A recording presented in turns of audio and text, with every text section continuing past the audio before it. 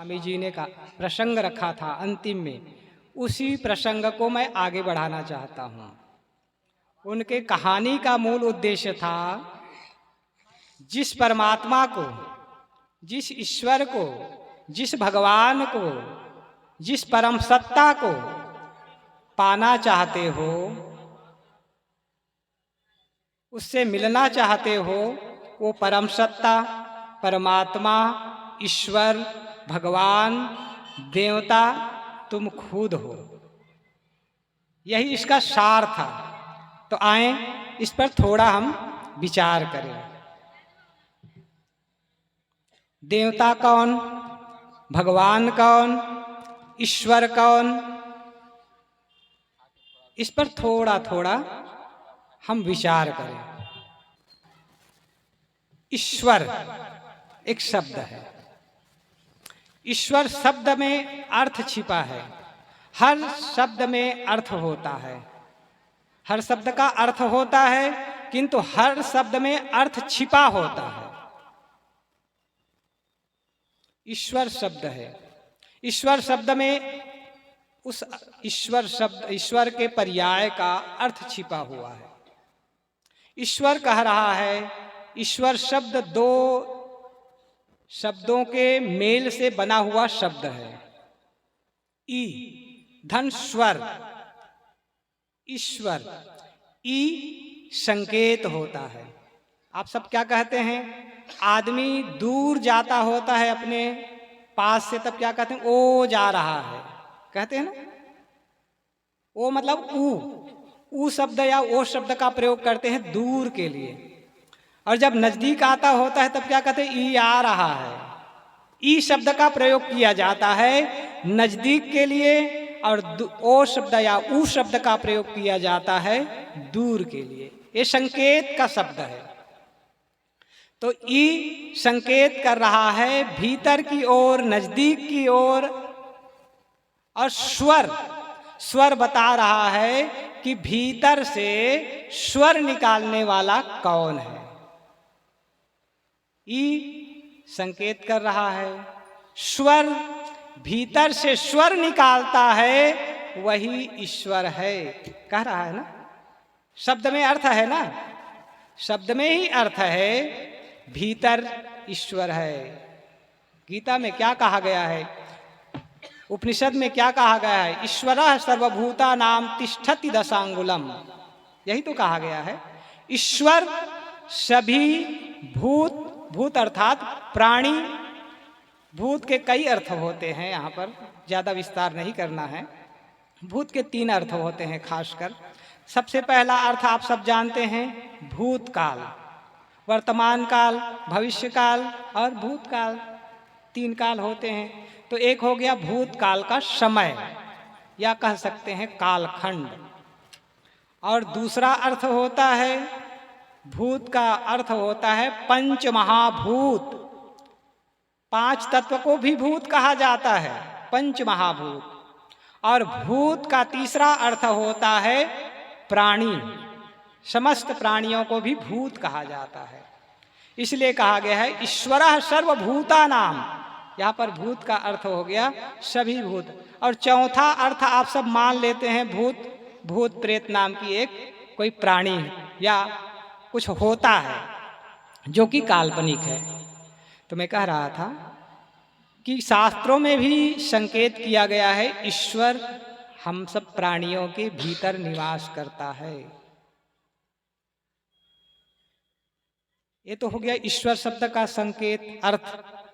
परमात्मा, आप कहते हैं ईश्वर तो चलो हम मान लेते हैं, हम सब प्राणियों के घट में है, किंतु परमात्मा तो ऊपर आकाश में है, जो सब कुछ को संचालित कर रहा है।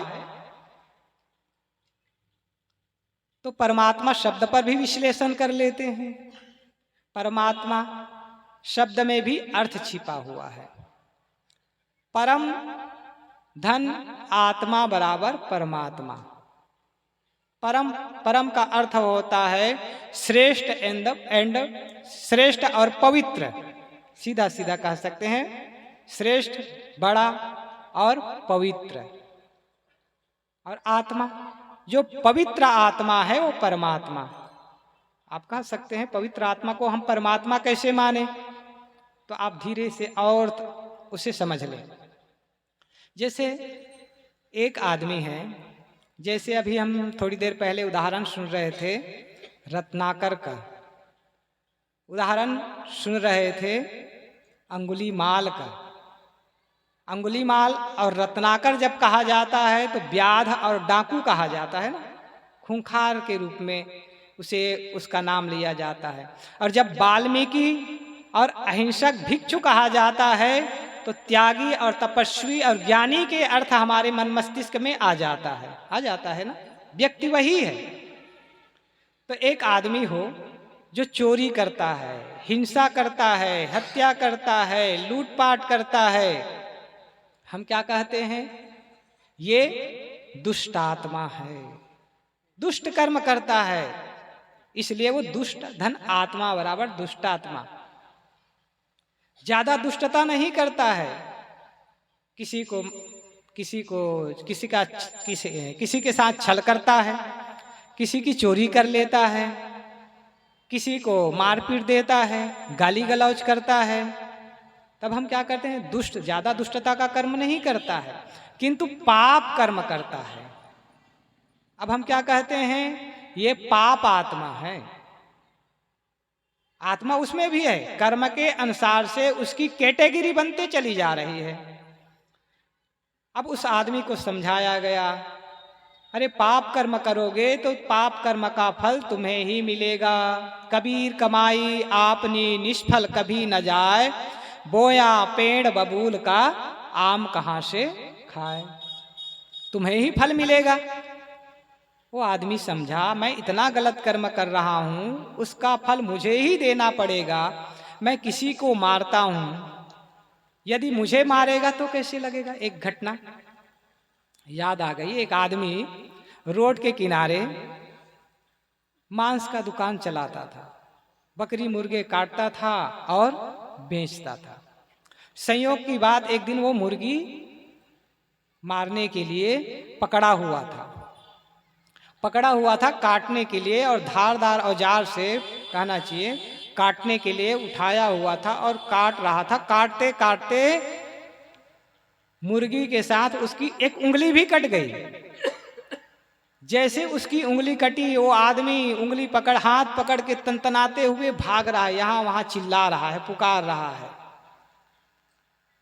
वही आदमी मुर्गी को काट रहा था, जिसको प्राण से उसको हत्या कर रहा था, तब उसे दर्द नहीं हो रहा था, लेकिन उसी के हाथ की एक उंगली छोटी सी कट गई। उस आदमी को कितना दर्द हो रहा है। जो आदमी अपने दर्द को समझता है वो बेरहम नहीं हो सकता है, वो रहम दिल वाला होता है। तो मैं कह रहा था, तो वो आदमी समझा कि इतना पाप करूंगा तो उसका जब फल मिलेगा तो फिर क्या होगा। उसके मन में उसकी चेतना जागृत हुई, उसकी संवेदना जागृत हुई। वो आदमी समझा कि गलत कर्म करने का फल दुख होता है, इसलिए वो क्या करने लगा? दान करने लगा, सेवा करने लगा, परोपकार करने लगा, संयम भक्ति के मार्ग पे चलने लगा। जैसे रत्नाकर और अंगुलीमाल। रत्नाकर भगवान बुद्ध के संपर्क में, रत्नाकर सप्तऋषियों के संपर्क में आकर सतमार्ग में चलने लगे, और अंगुलीमाल भगवान बुद्ध के संपर्क में आके उसके शिष्य हो गए। तो वैसे ही वो आदमी दान पुण्य सेवा परोपकार करने लगा। अब हम उसे क्या कहेंगे? दान पुण्य सेवा परोपकार करने लगा, उसे हम क्या कहेंगे? पुण्यात्मा है। बदल गए ना परिभाषा। अब उसे हम कहते हैं पुण्यात्मा है। वही आदमी पुण्य दान सेवा भक्ति कर रहा है। लोगों ने कहा दान सेवा भक्ति करते रहोगे तो मुक्ति नहीं मिलने वाली है। क्या मिलेगा? पुण्य का फल मिलेगा, किंतु मुक्ति नहीं मिल सकती है। तब उसने सोचा मुक्ति कैसे मिलेगी? तो लोगों ने कहा संयम करना पड़ेगा, साधना करना पड़ेगा और ज्ञान वैराग्य धारण करना पड़ेगा, तभी मोक्ष मिल सकता है। तब वही आदमी क्या करता है, ध्यान, संयम, साधना और वैराग्य के पथ पर चलता है, तब हम उसे क्या कहते हैं, महान काम करने वाला महात्मा, जो सब नहीं कर सकता है। महान काम करते करते करते, संयम, साधना, भक्ति करते करते करते करते वो अपने जीवन को पूरा निर्मल कर लेता है। तन, मन और जीवन जिसका निर्मल हो जाता है, पवित्र आत्मा ही परमात्मा। तो परमात्मा कहीं ऊपर नहीं, परमात्मा आपके भीतर है। बस उसमें भेद इतना है, उसे आपने जगाया नहीं है। जैसे बीज और वृक्ष, बीज में ही वृक्ष होता है, बीज से ही वृक्ष की संभावना है, किंतु बीज वृक्ष नहीं है, बीज में ही वृक्ष की संभावना होती। ठीक वैसे ही जीव में ईश्वरत्व की संभावना है, जीव में ही परमात्मा तत्व की संभावना है, जीव ही भगवत रूप है, किंतु उस संभावना को जागृत करने के लिए संयम, साधना, भक्ति, ज्ञान, वैराग्य के पथ पर चलना होगा। तो मैं कह रहा था परमात्मा भी आप हैं। और तीसरा शब्द भगवान आदमी कहता है। भगवान समझ ले, भा से भूमि, ग से गगन, वा से वायु, आ से अग्नि, न से नीर, क्या हो गया, मिट्टी, पानी, आग, हवा और आकाश। इन पांचों तत्वों से संव्यूहित इस शरीर के अंदर रह करके संचालित करने वाला आत्मा ही भगवान है।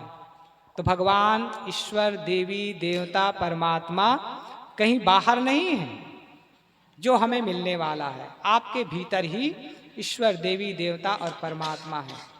बस उसे समझने की तीन विधा होती है, या कह सकते हैं देवता, भगवान, परमात्मा, ईश्वर को समझने की तीन विधा होती है। आधिदैविक, आधिभौतिक और आध्यात्मिक, तीनों विधा से हम समझ सकते हैं। जैसे देवता, देवता आप मानते हैं, भगवान आप मानते हैं। आधिदैविक विधा से हम समझेंगे, दैव का अर्थ होता है जड़ पिंड। दैव का अर्थ देवता होता ही है, लेकिन उसका अर्थ होता है जड़ पिंडों को दैव कहा जाता है।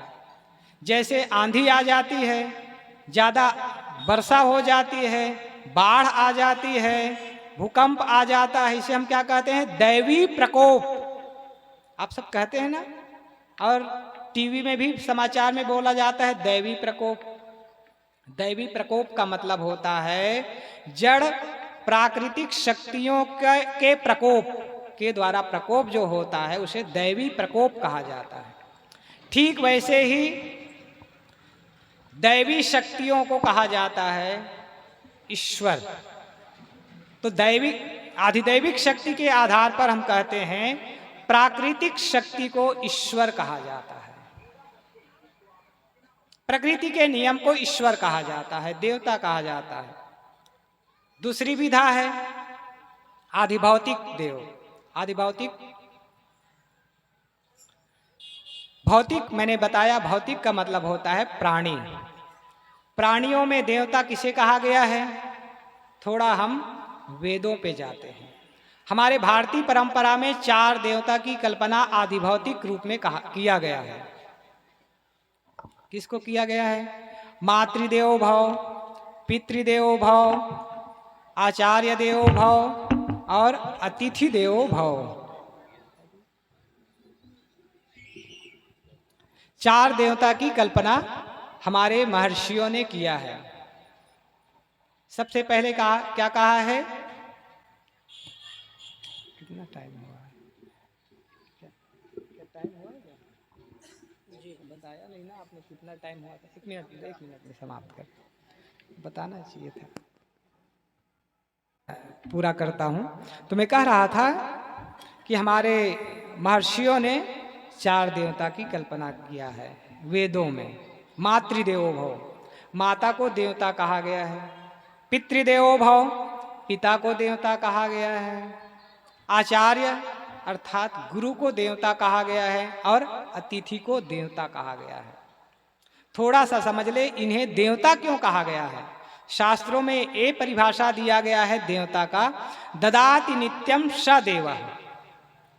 जो नित्य निरंतर हमें देता है उसे देवता कहा जाता है। सूर्य हमें हमेशा निरंतर प्रकाश देता है, इसलिए वो देवता है। हवा हमें नित्य निरंतर सांस देता है, इसलिए उसे देवता, प्राकृतिक शक्ति में के रूप में उसे देवता कहा जाता है। पानी हमें तृप्त करता है, इसलिए पानी को भी देवता कहा गया है। ये जड़ के रूप में, प्राकृतिक शक्ति के रूप में देवता कहा गया है। और भौतिक रूप में माता, पिता और आचार्य को देवता कहा गया है। तो माता को देवता कहा गया है। तो मैं थोड़ा इसे आप समझ सकते हैं। माता को देवता क्यों कहा गया है? कि उन्होंने हमें शरीर दिया, जीवन दिया, इसलिए उन्हें देवता कहा गया है। किसी ने बहुत सुंदर गाया है, इसके बाद मैं समाप्त करूंगा। मात पिता सद गुरु चरणों में दंडवत बारंबार, जो हम पर किया बड़ा उपकार, जो हम पर किया बड़ा उपकार। मात पिता सद गुरु चरणों में दंडवत बारंबार, जो हम पर किया बड़ा उपकार, जो हम पर किया बड़ा उपकार। माता ने जो कष्ट उठाया, वह ऋण कभी न जाय चुकाया। माता ने जो कष्ट उठाया, वह ऋण कभी न जाय चुकाया। उंगली पकड़ कर चलना सिखाया, ममता की दी शीतल छाया। जिनकी गोदी में पल कर हम कहलाते होशियार, जो हम पर किया बड़ा उपकार, जो हम पर किया बड़ा उपकार। पिता ने हमको योग्य बनाया, कमा कमा कर अन्न खिलाया।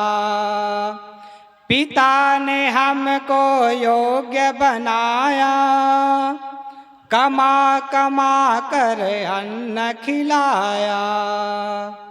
पढ़ा लिखा गुणवान बनाया, जीवन पथ पर चलना सिखाया। पढ़ा लिखा गुणवान बनाया, जीवन पथ पर चलना सिखाया। जोड़े जोड़े अपनी संपत्ति का बना दिया हकदार, जो हम पर किया बड़ा उपकार, जो हम पर किया बड़ा उपकार। मात पिता सद्गुरु चरणों में दंडवत बारंबार, जो हम पर किया बड़ा उपकार, जो हम पर किया बड़ा उपकार। तत्व ज्ञान गुरु ने दर्शाया, अंधकार को दूर भगाया। तत्व ज्ञान गुरु ने दर्शाया, अंधकार को दूर भगाया। हृदय में भक्ति दीप जलाकर गुरु भक्ति का मार्ग बताया।